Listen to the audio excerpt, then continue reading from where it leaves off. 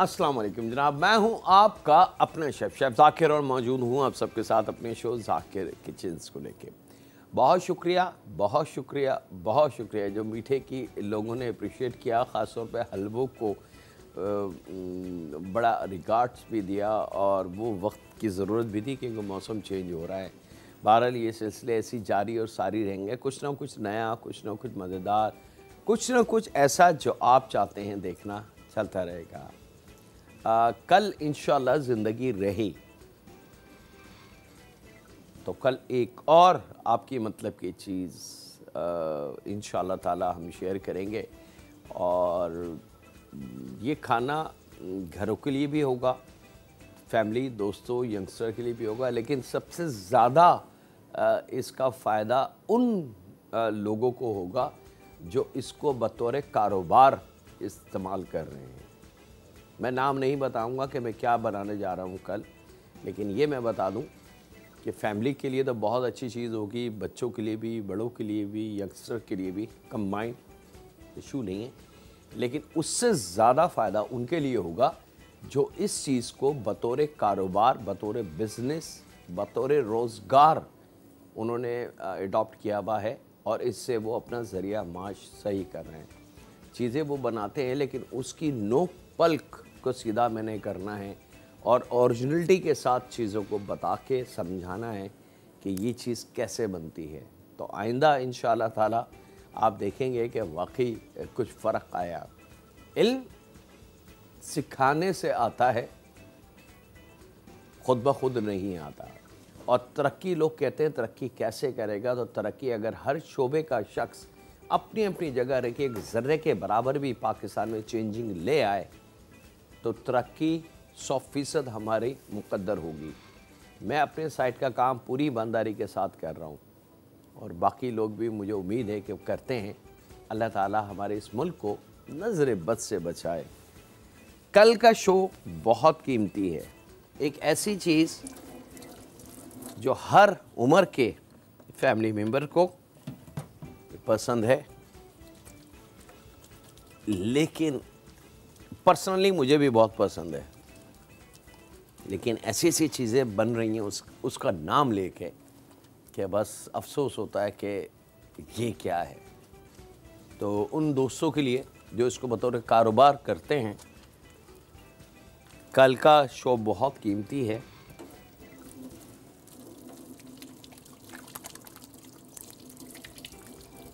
और मेरे ख़्याल से मुझे नाम बता देना चाहिए ताकि आप लोगों को अंदाज़ा हो जाए कि मैं कल बनाने के किस चीज़ के मूड में हूँ।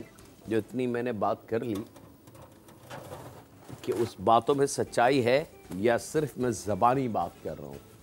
तो जनाब सच्चाई ऐसी है कि मैं अगर उसका नाम बताऊँगा तो आप खुद बोलेंगे वाकई बात तो सही की है। पाकिस्तान में एक चीज़ खाई जाती है, पूरे पाकिस्तान में बड़े शौक से, शवरमा। शवरमा एक ऐसी चीज़ है कि हर उम्र का अफराद, भले वो यंगस्टर हो 8-10 साल 12 साल का, या मिडिल क्लास यंगस्टर हो, यूथ हो, शवरमा हर किसी को पसंद है।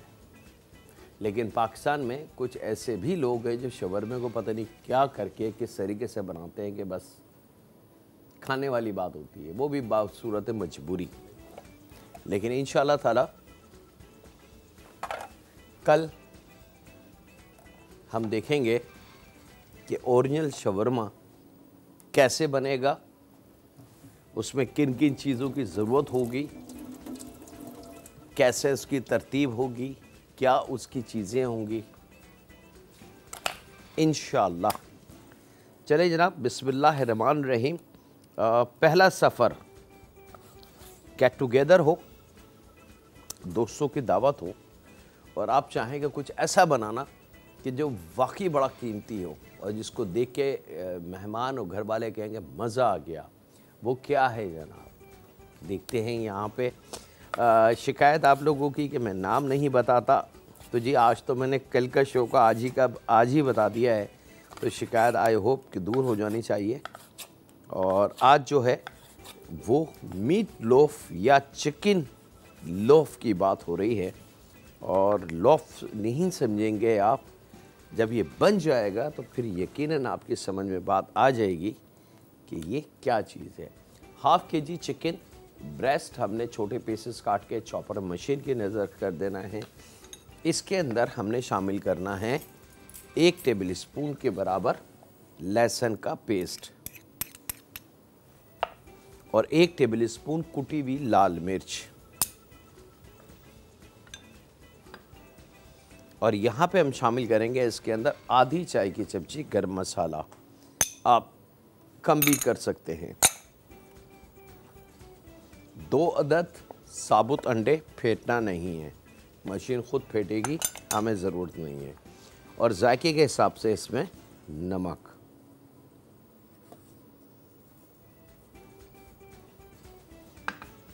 ये तमाम चीज़ें शामिल करके, तो मसालों में 2 चीज़ें हैं, एक गरम मसाला, एक कुटी लाल मिर्च। ये करके हमने इसको 2 अदद अंडों के साथ खूब अच्छी तरीके से पीस लेना है। और उसके बाद कुछ हरा मसाला, हरे मसाले में 1 अदद दरमियानी प्याज, इसको छोटा काटेंगे। मोटी वाली हरी मिर्च, छोटे साइज़ में हो तो 4-5 ले लीजिएगा, अगर मोटी और बड़ी मिर्च हो तो 2 काफ़ी हैं।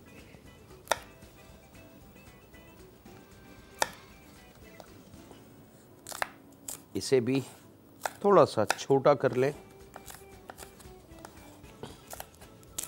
ताकि मशीन पे ज़्यादा लोड ना पड़े। और यहाँ पे 1/4 कड्डी धनिया और 1/4 कड्डी पुदीने के पत्ते, पुदीने की डंडी हटा दीजिएगा कि वो किसी तौर गलती नहीं है। अब ये हरा मसाला भी यहाँ शामिल हो जाएगा। नमक आप शामिल कर चुके हैं, लेकिन जायके के हिसाब से आप इसका नमक चेक कर सकते हैं किसी भी स्टेज पे।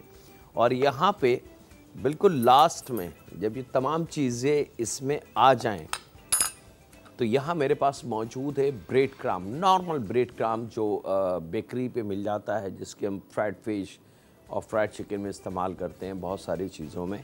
तो तकरीबन 4 टेबल स्पून के बराबर ब्रेड क्रम्ब में इसमें शामिल करूँगा।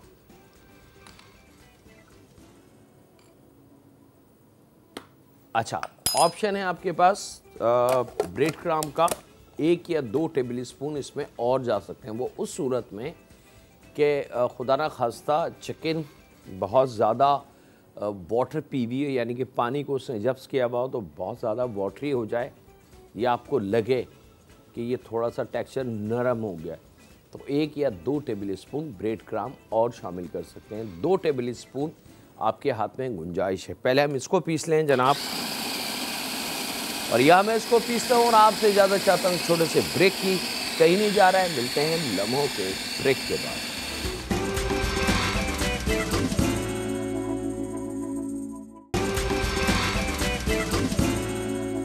वेलकम बैक जनाब, ब्रेक से वापस आ चुके हैं।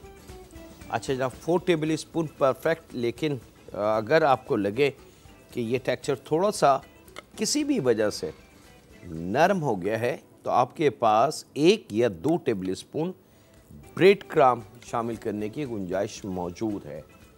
हमने इसमें शामिल नहीं किया है, ये आप देख सकते हैं कि इसका थिकनेस मैं आपको दिखा दूं ताकि आपको बिल्कुल अंदाज़ा हो जाए। ये आप देख सकते हैं कि स्पून की मदद से मैं आपको दिखा रहा हूँ कि ये बिल्कुल थिक हो चुका है और इसमें से कोई ऐसी चीज़ नहीं है कि ये गिरने वाली हो। अब आप देख सकते हैं कि स्पून को मैंने बिल्कुल टर्न किया हुआ है कि शायद कोई चीज़ गिर जाए, लेकिन इसमें से गिर नहीं रही कि वो ये नरम नहीं है। सबसे आसान तरीका है इसको चेक करने का कि आप स्पून से इस तरीके से इसको भरें और स्पून को जब आप टर्न करेंगे, अगर ये नरम हुआ या लिक्विड ही ज़्यादा हुआ तो ये फ़ौरन ड्रॉप हो जाएगा। लेकिन अगर परफेक्ट जो साइज़ हमें चाहिए या जो थिकनेस हमें चाहिए वो हो, तो अगर स्पून को हम बिल्कुल सीधा भी कर दें तो वो प्रोडक्ट इसकी इसमें से चम्मच से गिरेगी नहीं। ये थिकनेस हमें रिक्वायर्ड है। तो ये क्लियरिटी हो गई जनाब। अब इस मशीन का काम ख़त्म। तो हम कर लेते हैं इसको रिमूव और ले लेते हैं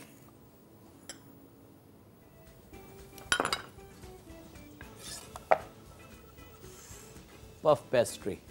अच्छा, पफ पेस्ट्री कई दफ़ा मैं दिखा चुका हूँ, बता चुका हूँ आप लोगों को आसानी से कैसे बनेगी, क्या क्या चीज़ें होंगी उसमें।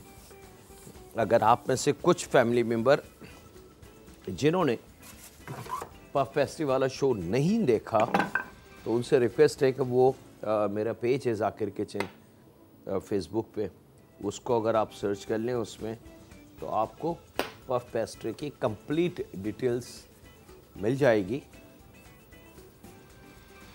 और यहाँ पे हमने पफ पेस्ट्री को बेल लेना है, लेकिन इस चीज़ का ख्याल रखेंगे कि बहुत ज़्यादा रोटी की तरह थिन नहीं बेलना, बल्कि पराठे से भी थोड़ा सा, जो साइज़ में रखते हैं हम पराठे को थोड़ा सा थिक, उससे भी बड़ा हमने इसको रखना है, यानी कि साइज़ में थिक।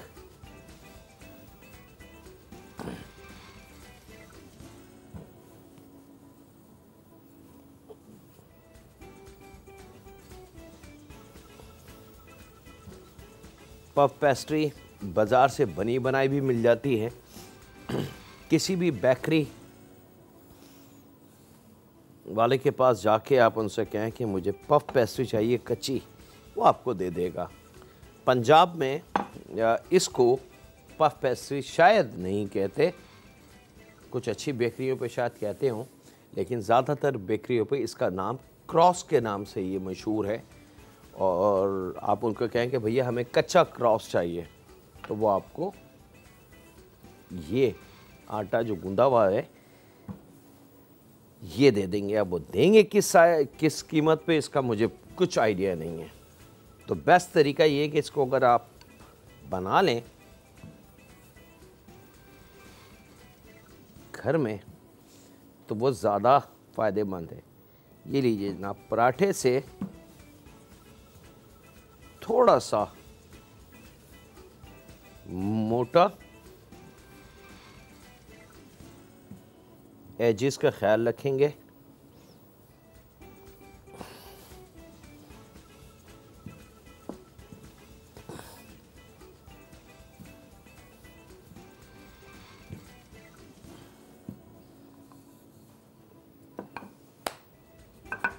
नाइफ से इसके जो किनारे हैं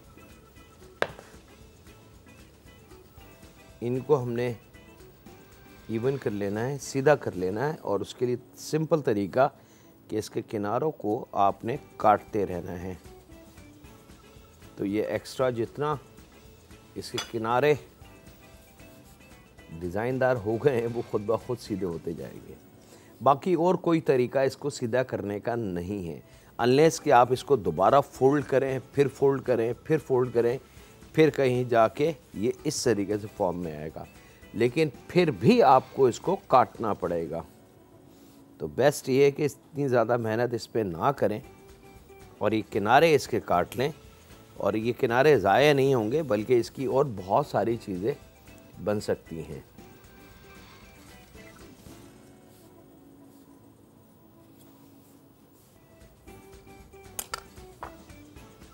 ये लीजिए जनाब, अब ले लेते हैं हम एक अदद अंडा।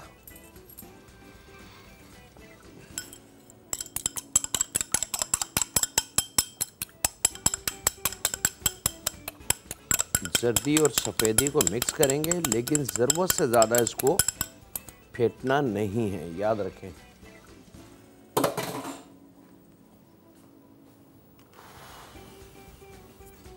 मेरे पास ब्रश है, आपके घर में अगर नहीं है तो आप किचन क्लॉथ साफ़ वाला कपड़ा ले सकते हैं, पेपर टवल का यूज़ कर सकते हैं। कोई आप इवन हाथ से भी इसको लगा सकते हैं अंडे को।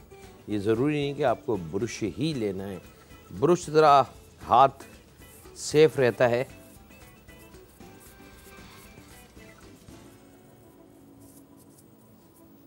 दोनों किनारों पे आपने अंडे को तकरीबन 3-3 इंच के साइज़ में पट्टा बना के लगा देना है।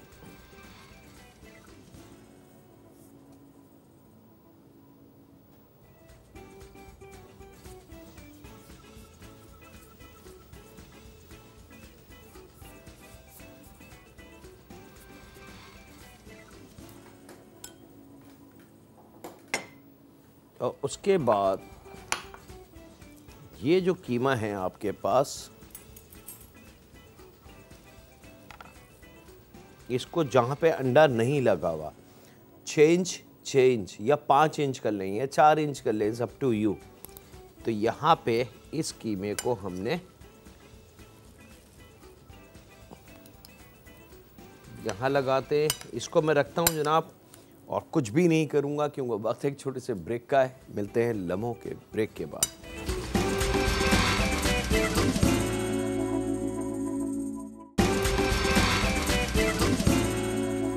वेलकम बैक जनाब, ब्रेक से वापस आ चुके हैं। आपने स्क्वायर थोड़ा सा उसको लेवल कर दीजिएगा ताकि टेढ़ी बड़ी चीज़ ना हो। कीमे को रख के बिल्कुल अच्छी तरह हाथ से भी कर सकते हैं, स्पून की मदद से भी कर सकते हैं। और करने के बाद अब ये वाला पार्ट आपने उठा के ऐसे इसको खूब अच्छी तरीके से पहले इसको फोल्ड करना है। उसके बाद अंडे का इस्तेमाल, याद रखिएगा अंडे का इस्तेमाल बहुत कीमती है। इस पे ज़रा सी भी लालच या जल्दबाजी आप अगर करेंगे तो रिज़ल्ट आपके हाथ से स्लिप हो सकता है, यानी कि बिगड़ सकता है। और फिर आप यही सोचते रहेंगे कि मैंने सब कुछ तो वही किया था, तो वो रिज़ल्ट वो क्यों नहीं आया। और उसके बाद इस वाले पार्ट को आपने फोल्ड करके इस पे रख देना है और यह हाथ से इसको आपने शेप देनी है। इसको बंद कर देंगे। अच्छा, बंद करने के लिए बहुत सारे ट्रिक हैं। आप टीस्पून का ये हैंडल का भी इस्तेमाल कर सकते हैं। फोक के जो कांटे होते हैं, इसका ये वाला पार्ट भी ले सकते हैं। इसका मकसद ये होता है कि इसको दोनों जो इसका मुंह है उसको सील्ड करना, और इवन आप हाथ से भी इसको कर सकते हैं।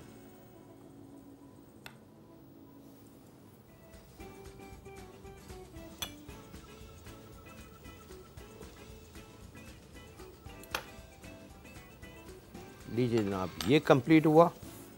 अब इसके ऊपर भी आपने अंडे की पॉलिश करनी है।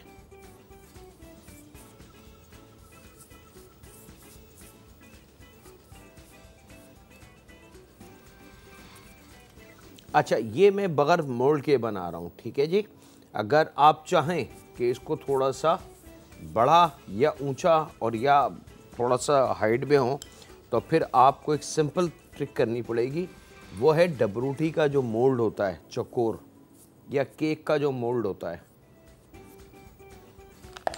उसमें आप इसको रख के ऑयल लगा के और ओवन में रख दें। ये हमारा रेडी जनाब लोफ। ओवन ट्रे को थोड़ा सा ऑयल लगा के हमने चिकना किया है ताकि ये सही वजूद, और उसके बाद इसको रख देंगे हम ओवन में। ओवन का टेम्परेचर 180 होना चाहिए और इसको हम छोड़ देंगे। इलेक्ट्रिक ओवन दोनों साइड यानी कि अप एंड डाउन दोनों एक साथ ऑन हो, और गैस में मजबूरी होती है कि वो एक साथ नहीं जलते। तो पहले नीचे वाला तकरीबन 10 मिनट के लिए, 10-12 मिनट के लिए, और फिर 10-12 मिनट के लिए ऊपर वाला। तो टोटल टाइमिंग इसकी 20 मिनट होगी अच्छी 180 का टेम्परेचर में। आप 1-2 मिनट ऊपर भी जा सकते हैं, लेकिन ज़रूरत से ज़्यादा अगर आपने इसको ओवन में ही रखा, पकाया, तो फिर ये ड्राई हो जाएगा, और इतना ज़्यादा ड्राई हो जाएगा कि आपको बड़ा अजीब सा लगेगा खाते में कि मैं। अच्छा, फ़िलहाल मैं इसको यहाँ रख रहा हूँ, सफाई हम बाद में कर लेंगे क्योंकि टाइम मेरे हाथ से स्लिप हो चुका है।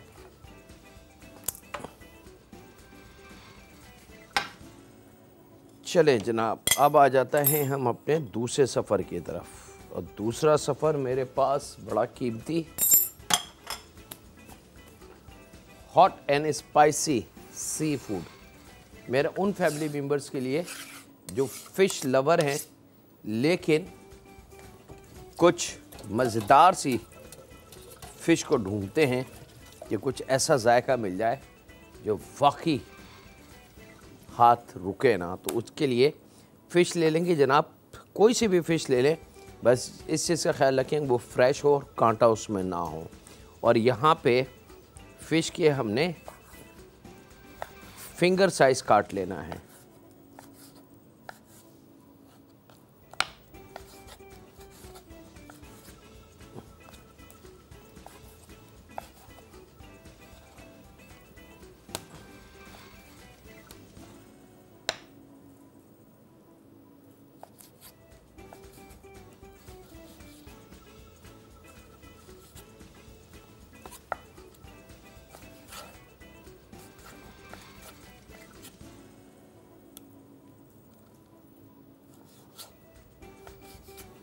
चलें जनाब, छोटा बड़ा आप कर लें या इक्वल साइज़ में काट लें, it's up to you. Fish हमारी रेडी। इसको ले आते हैं यहाँ एक मिक्सिंग बॉल में। एक अदद अंडे का इस्तेमाल करेंगे, बहुत ज़्यादा ना फेंटें उसको। और यहाँ पे मैं शामिल करूँगा क्वार्टर चाय की चमची काली मिर्च, थोड़ा सा नमक,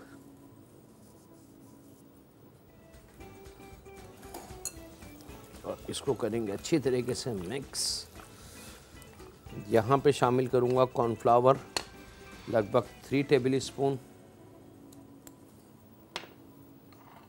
और 3 टेबल स्पून मैदा। काली मिर्च, नमक, मैदा, कॉर्नफ्लावर, अंडा, ये चीज़ें शामिल करके इसको हम करेंगे अच्छी तरीके से। पानी का इस्तेमाल चंद कतरे होगा, याद रखिएगा। ये आप देख सकते हैं, 1 टेबल स्पून आप लिख लें या 2 टेबल स्पून, इससे ज़्यादा पानी का इस्तेमाल आपने इस पे करना नहीं है। लेकिन अगर मिसाल के तौर पे फ़िश आपने उसी वक्त धो के और फिर काटिए तो फिर पानी का इस्तेमाल मत कीजिएगा, क्योंकि इसके अंदर ऑलरेडी बहुत ज़्यादा पानी, ये मीट यानी कि फ़िश जो है वो अपने अंदर जब्स कर लेगी। और इसको अब हम लेके चलते हैं फ्राई की तरफ, और फ्राई के लिए ऑयल गरम करेंगे।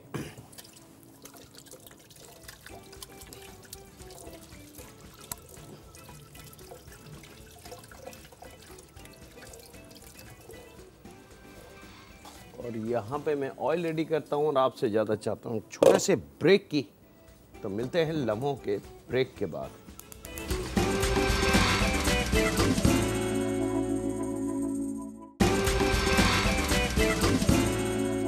वेलकम बैक जनाब, ब्रेक से वापस आ चुके हैं।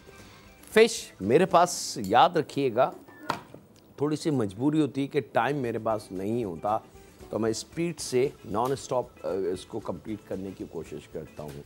लेकिन आप लोगों से गुजारिश है, क्योंकि आप लोगों का अपना खाना है घर का, तो थोड़ा सा गैप दे दें। जिस तरीके से मैंने फ़िश को मैरिनेट किया, आप नमक, काली मिर्च, अंडा, मैदा, कॉर्नफ्लावर को थोड़ा सा सेट होने के लिए आपने इसको तकरीबन आधे घंटे के लिए छोड़ना है, ताकि मैदा और कॉर्नफ्लावर दोनों जब पानी के साथ, थोड़े से पानी के साथ जब हमने गूंद लिया अंडे की लिक्विड के साथ, तो उसका खमीर का अमल शुरू हो जाता है, तो उससे ज़रा फ्राइंग बड़ी अच्छी होती है, ये याद रखिएगा। अच्छा, ये बात कई दफ़ा मैं बता चुका हूँ, बारहा रिक्वेस्ट कर चुका हूँ कि जब कोई भी चीज़ आप ऑयल में ड्रॉप करें तो एक तो ऊपर से ना छोड़ें, कि वो जितनी तेज़ी से आप डर के मारे ऊपर से छोड़ेंगे वो चीज़ ड्रॉप होगी ऑयल में और वहाँ की छींट आपके हाथ तक आ सकती है।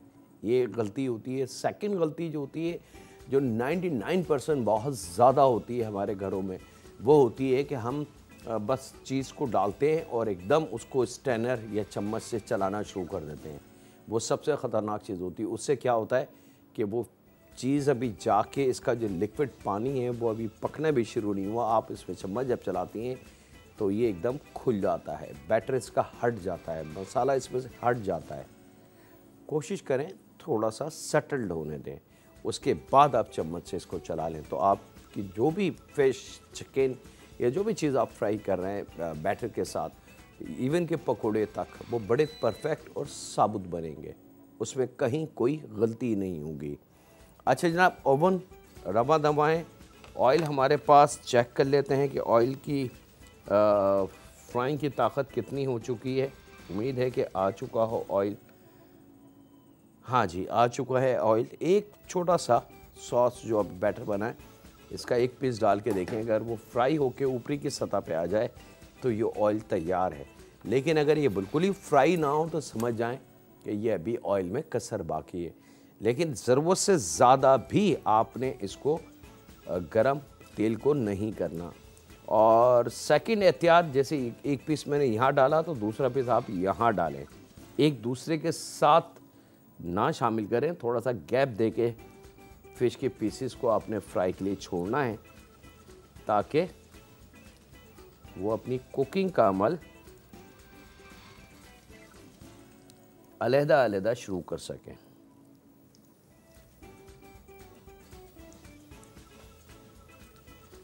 चूल्हा अगर बहुत ज़्यादा तेज़ या ऑयल बहुत ज़्यादा तेज़ गर्म होगा तो उसका नुकसान ये होगा कि जो सबसे पहले जो पीस हमने फ़िश का डाला था वो ब्लैक हो जाएगा, और सबसे आखिर का जो पीस हम शामिल करेंगे उसमें थोड़ा सा कलर या कच्चापन रहेगा।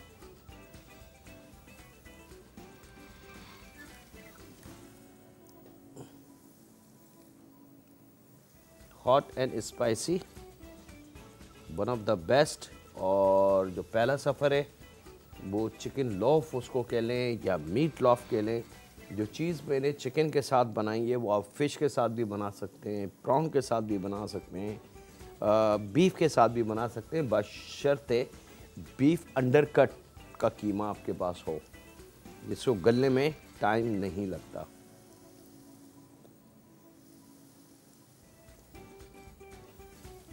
जी लीजिए जनाब, अब आपने देखा कि फ़िश के पीसेस हमने रख दिए और अब उसको हम छेड़ नहीं रहे, चला नहीं रहे। हमारी ख़वातीन से गलती क्या होती है कि वो अब ये हाथ भी साफ़ नहीं कर पाती, वो जो गंदे बर्तन हैं उनको भी नहीं हटा पाती, बल्कि वो फ़ौरन उसी गंदे हाथ से ये चम्मच को पकड़ती हैं और फ्राई को चलाना शुरू कर देती है। यहाँ से भी थोड़ा सा सॉस या बैटर या बेसन या मैदा, अंडा जो वो यहाँ चूल्हों पर भी गिरता है, कढ़ाई पे भी गिरता है। अक्सर आपने घरों में देखा होगा कि अगर पकोड़े फ्राई हो रहे हैं या इस किस्म की कोई चीज़ फ्राई हो रही तो यहाँ इस चूल्हे के इर्द गिर्द ज़रूर उस बैटर के निशान होंगे। और ये चूल्हा इस टाइम गर्म है, वजह ये है कि चूल्हा जल रहा है तो ये भी टेम्परेचर पे आएगा। तो यहाँ जैसी बेसन या बैटर मैदे और अंडे का वो फ़ौरन यहाँ पक के स्टक हो जाएगा, फिर उसको हटाने के लिए आपको एडिशनल मेहनत करनी पड़ेगी। तो ये छोटे छोटे पॉइंट हैं कि अगर हम अपने खाने में एहतियात के साथ कुकिंग कर लें तो हम बहुत सारी मेहनत से बच सकते हैं।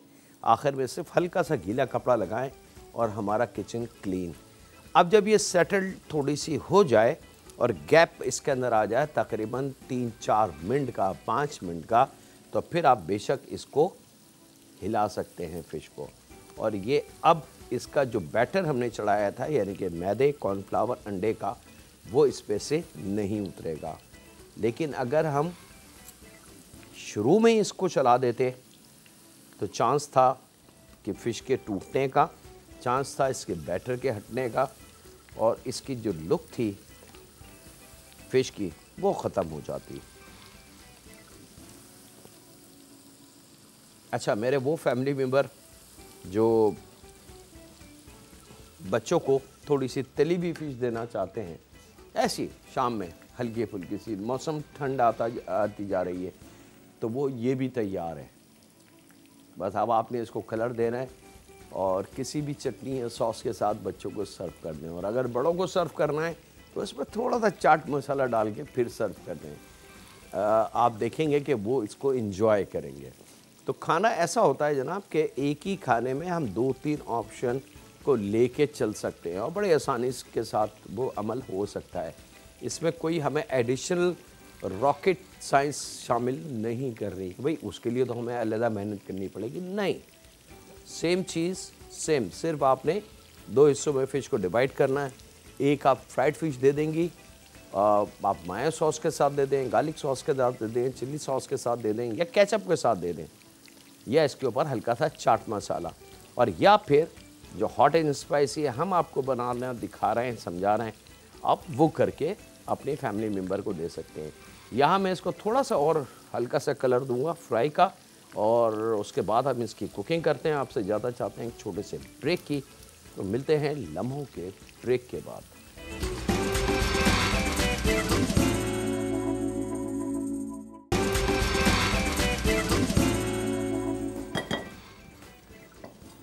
वेलकम बैक जनाब, ब्रेक से वापस आ चुके हैं। यहाँ पे फ़िश का कलर आपके सामने है, मैं स्पून हटा लेता हूँ ताकि आपको आसानी से नज़र आ जाए।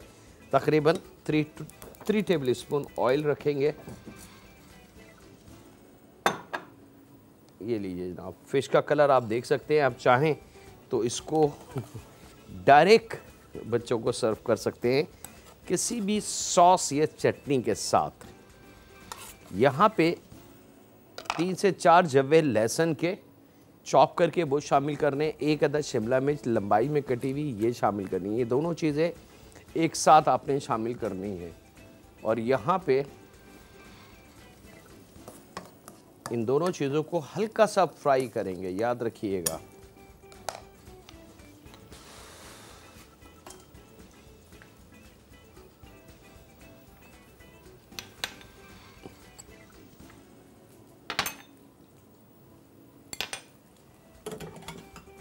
एक टेबल स्पून कॉर्नफ्लावर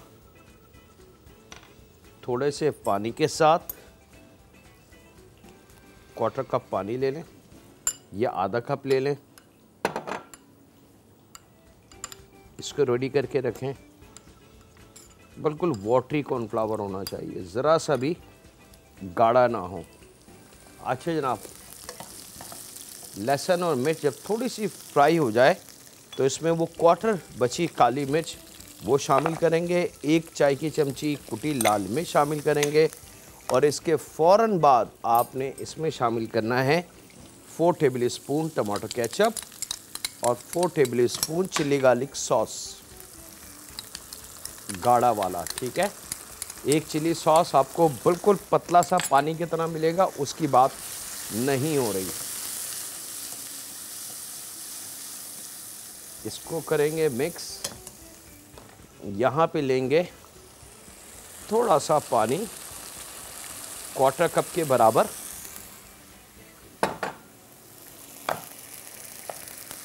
थोड़ा सा नमक, जहन में रखें कि नमक हमारी फ़िश में भी मौजूद है।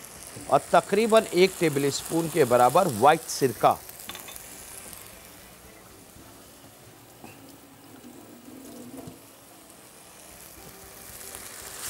इसको करेंगे अच्छी तरीके से मिक्स।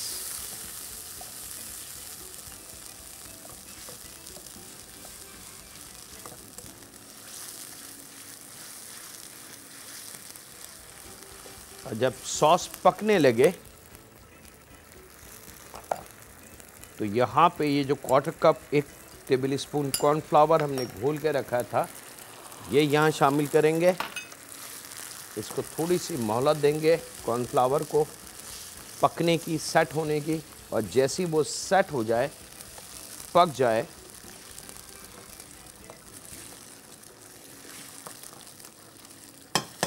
तो ये फ्राई करी हुई फिश आपने इसमें शामिल कर देंगे। शामिल करके इसको चम्मच मत चलाइएगा, बस इस तरीके से इसको रिकोट कर लीजिएगा। और रिकोट करने के बाद चूल्हा बंद, क्योंकि अब इसमें पकाने वाली कोई भी चीज़ नहीं है, याद रखिएगा। और ये बनानी आपने उसी वक्त है जैसी मेहमान डाइनिंग टेबल की तरफ आ जाएं और आपको फ्रेश बना के अपने मेहमानों को देनी है तो इसका मज़ा है। और अगर आपने इसको बना के चंद घंटे पहले रख लिया तो फिर इसके ऊपर से मेरा नाम हटा के मार्कर से अपना नाम लिख लीजिएगा, क्योंकि उसके बाद ही ख़राब हो चुकी होगी। क्योंकि इसकी जो असल एक टेक्सचर है, जायका है, वो ख़त्म हो चुका होगा और वो आप सोचते रहेंगे कि वो क्यों हुआ। उसकी वजह ये है जनाब कि इसके अंदर इसका जो सॉस है वो सब जो बैटर हमारा फ़िश का है वो उसको पी लेगा और वो बैटर नरम हो जाएगा और फिर खुलना शुरू होगा। तो इसको बस गरम गरम मिक्स करके आपने वाइट राइस, फ्राइड राइस के साथ सर्व करना है, इवन के उबले हुए पास्ते के साथ सर्व कर सकते हैं। यहाँ जनाब मेरे पास मौजूद है, अब आपके लिए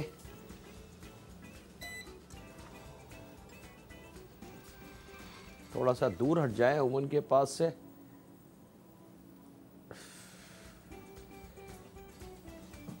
और यहाँ पे बिस्मिल्लाहिर्रहमानिर्रहीम ये लोफ आ गई जनाब। कलर आप देख सकते हैं। अच्छा जी, अब मेरी कोशिश होगी कि मैं इसको काट के दिखा दूं, लेकिन टाइम मुझे इजाज़त नहीं दे रहा कि मैं कुछ काटूं इसको। असल चीज़ इसकी काटने की है। रिक्वेस्ट करूंगा कि जी थोड़ा सा टाइम अगर मुझे मिल जाए। बिस्मिल्लाहिर्रहमानिर्रहीम।